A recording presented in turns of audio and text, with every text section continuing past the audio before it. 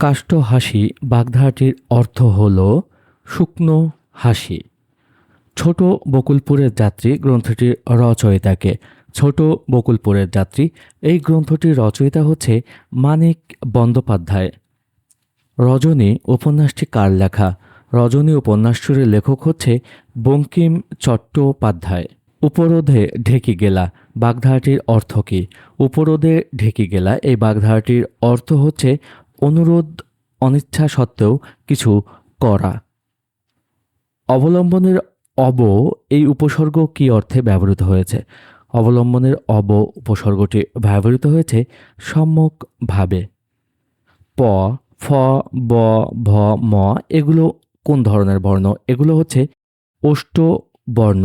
মা ছিল না বলে কেউ তার চুল বেঁধে দেয়নি, এটি একটি সরল বাক্য।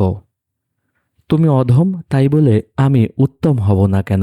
এই প্রবাদটির রচয়িতা হচ্ছে বঙ্কিম চট্টোপাধ্যায়। ভাষা আন্দোলন বিষয়ক উপন্যাস কোনটি? ভাষা আন্দোলন বিষয়ক উপন্যাস হচ্ছে আরেক ফাল্গুন। মুক্তিযুদ্ধ নির্ভর রচনা কোনটি? নিচের অপশনগুলোর মধ্যে মুক্তিযুদ্ধ ভিত্তিক রচনা হচ্ছে ৭১-এর দিনগুলি। ক থেকে ম পর্যন্ত ২৫টি ধ্বনিকে কি বলে?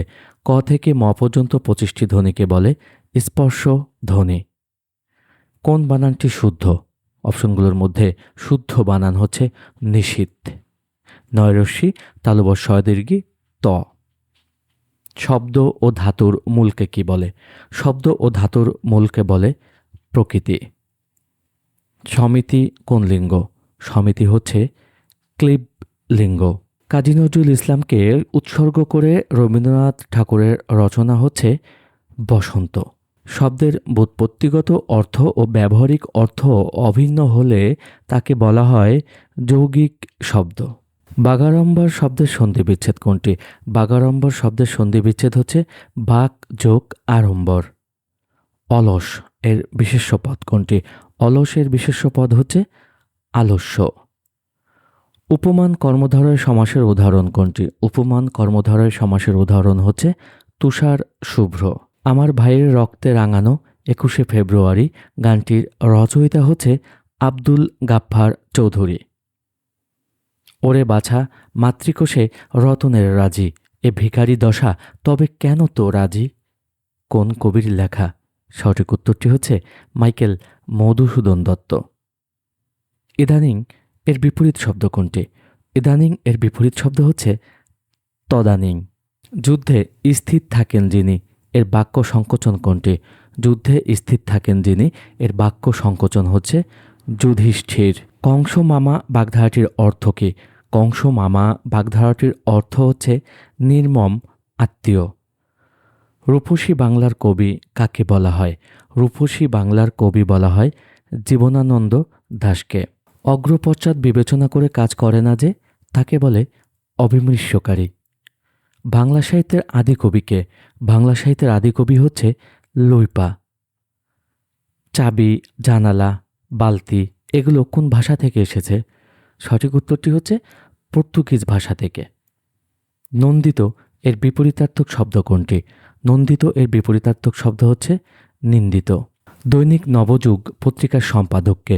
দৈনিক নবযুগ এই পত্রিকাটির সম্পাদক হচ্ছে কাজী নজরুল ইসলাম। ক্ষমার অযোগ্য এর বাক্য সংকোচন কি? ক্ষমার অযোগ্য এর বাক্য সংকোচন হচ্ছে ক্ষমার্হ। কোনটি উপন্যাস? নিচের অপশনগুলোর মধ্যে উপন্যাস হচ্ছে শেষের কবিতা। সাহেব শব্দের বহুবচন কোনটি? সাহেব শব্দের বহুবচন হচ্ছে সাহেবান। গগন শব্দের অর্থ কী? গগন শব্দের অর্থ হচ্ছে আকাশ। রবীন্দ্রনাথ ঠাকুরের কত সালে নোবেল পুরস্কারে ভূষিত হন? রবীন্দ্রনাথ ঠাকুর নোবেল পুরস্কারে ভূষিত হন ১৯১৩ সালে। বিভিন্ন অঞ্চলের মুখের ভাষাকে কি বলে? বিভিন্ন অঞ্চলের মুখের ভাষাকে বলে উপভাষা। কোন বানানটি শুদ্ধ? নিচের অপশনগুলোর মধ্যে নিশীথ এই বানানটি শুদ্ধ। যে নারী প্রিয় কথা বলে এক কথায় বলে প্রিয়ংবদা। যে নারী প্রিয় কথা বলে তাকে এক কথায় বলে প্রিয়ংবদা। চকলেট কোন দেশীয় শব্দ? চকলেট হচ্ছে মেক্সিকো শব্দ। ৭১-এর ডায়েরি গ্রন্থের রচয়িতাকে? ৭১-এর ডায়েরি গ্রন্থের রচয়িতা হচ্ছে সুপিয়া কামাল। বাংলা সাহিত্যের প্রথম উপন্যাস আলালের ঘরের দুলাল কবে প্রকাশিত হয়? বাংলা সাহিত্যের প্রথম উপন্যাস আলালের ঘরের দুলাল প্রকাশিত হয় 1858 সালে। চলচ্চিত্র এর সঠিক সন্ধিবিচ্ছেদ কোনটি? চলচ্চিত্র এর সঠিক সন্ধিবিচ্ছেদ হচ্ছে চলত যোগ চিত্র। বাংলা ছোট গল্পের জনক কাকে বলা হয়? বাংলা ছোট গল্পের জনক বলা হয় রবীন্দ্রনাথ ঠাকুরকে। গণকবর শব্দে গণ কোন অর্থে ব্যবহৃত হয়েছে? সঠিক উত্তর হচ্ছে বহু বচন অর্থে। অপ্রতুল শব্দের অর্থ কী? অপ্রতুল শব্দের অর্থ হচ্ছে অপর্যাপ্ত।